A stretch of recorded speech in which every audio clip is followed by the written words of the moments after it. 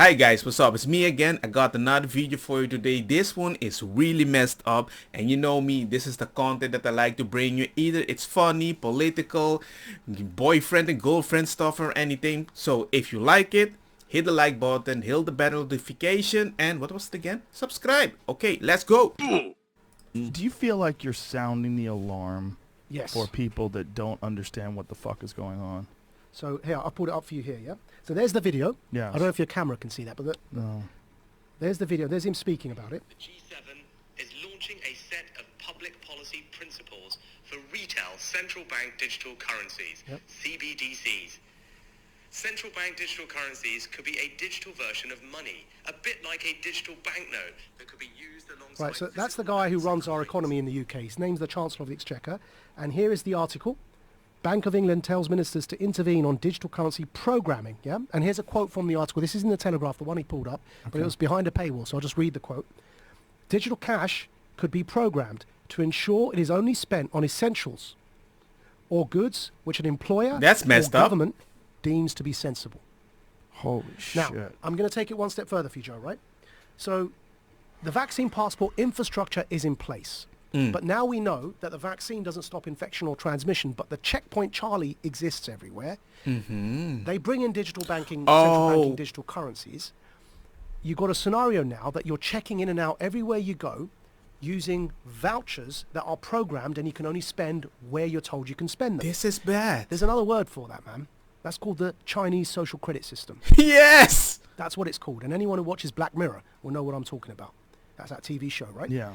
So what they are telling us, and when I say they, who's they? People in power. That's the head of our economy, the Chancellor of the Exchequer. Second most powerful person other than the Prime Minister and maybe the Foreign Secretary in the UK, right?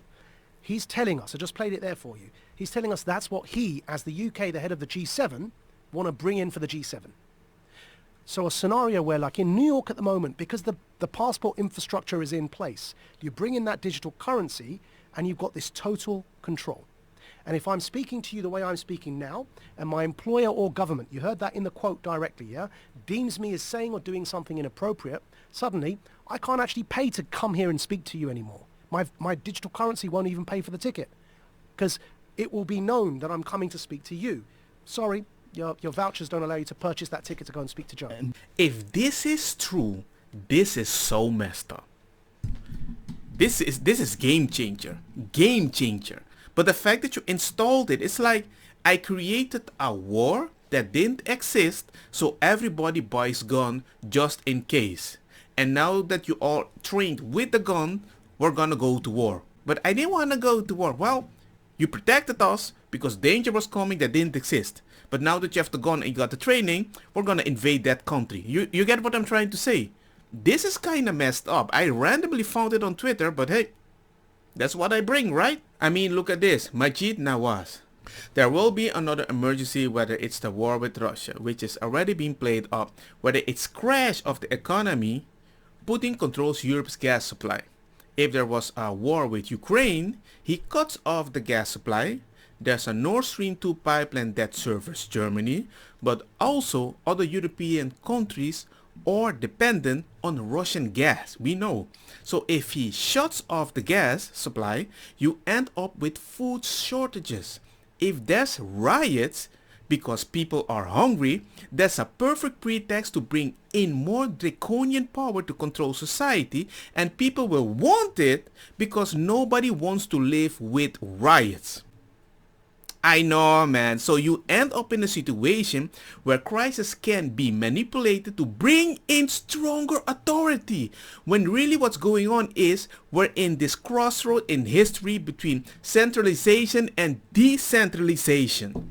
Look, man, I never thought I would be saying this, but slowly, the older I get, the more information I see, and the more you understand how things keep happening, you have a feeling where things are going. It's not that I'm saying that I'm more intelligent than somebody that's 12. I don't know, maybe I'm that stupid. But you kind of see a prediction of how people are doing certain stuff just to hold a specific amount of power and to normalize it. Just like you go to prison. I hate... Many months later. This is normal. What? He's getting raped over... it's okay. He'll just grab the soap another day. It will happen again. You know, you normalize weird things that doesn't make any sense. Just like these laws. Let's read some tweets. You don't like it? Don't use it. It's quite an irrational leap from the government is creating a taxi service to no one is going to be allowed to walk, bike or drive. You're acting as if I had a choice to not use the vaccine. Eventually this will be unavoidable. How else to control such a large pool of people who get crazier by the day? Don't think the current government will use it in this way, but in the end it's unavoidable. Look what the heck is happening in Australia. They got hostile for the people that are not doing the things they want them to do. If you don't get the poke or you lie about the PCR test or whatever, go be locked up for 14 freaking days in that beautiful hotel that you can enjoy. Come on, man. And then look at what happened in freaking Canada. With the dictatorship, at least they can get the things done that we need. And then, okay, kinda Gucci. And then you start freezing coins and this and that. It was already happening, but now you're gonna normalize it. I've never heard a country that says, you know what, the money that you're using here, you cannot use it there. I never bought into all this, but the more time goes on, the more concerning things look. That is why I do research. Because if you can predict it, you can escape it. I don't want to be picking soap up when the government is right around the corner and I'm be like, hey man, I was just taking a shower. No, I'm gonna make sure somebody else is taking a shower and you're gonna use him. Hence, they managed to cover so much ground and quickly fill. A lot of the population never wants to believe the worst about the people in power and that they really have other malevolent ideas. But it was only 4 things to flatten the curve. Oh my god, bruh. Well, the Bank of England is way ahead of the US. They have already made the microchip implant. When the economy is destroyed and the middle class with it, universal basic income will come to the rescue. Directly as the CBDC in your chip. So if you don't even plan the chip, you can't even freaking travel and you're gonna be locked. I need to go to a forest, bro. They'll do this via pensions, welfare, and public sector wages. These people won't reject it because who rejects money, right? Many city traders I know are shocked at this. The most authoritarian communist government in history of Britain. Nationalism of the money supply. Whenever you want to explore something, I don't like the idea that I can't say something because if I don't agree, you can just take my money away. If you just imagine, for me, I find it weird that they can decide what is misinformation and I cannot fight back. I cannot even have an opinion. I cannot even wait for whatever they suggest if it's gonna work or not. I need to trust them without giving me the details what the heck they tested to convince me that it might be working. No, you have to trust us.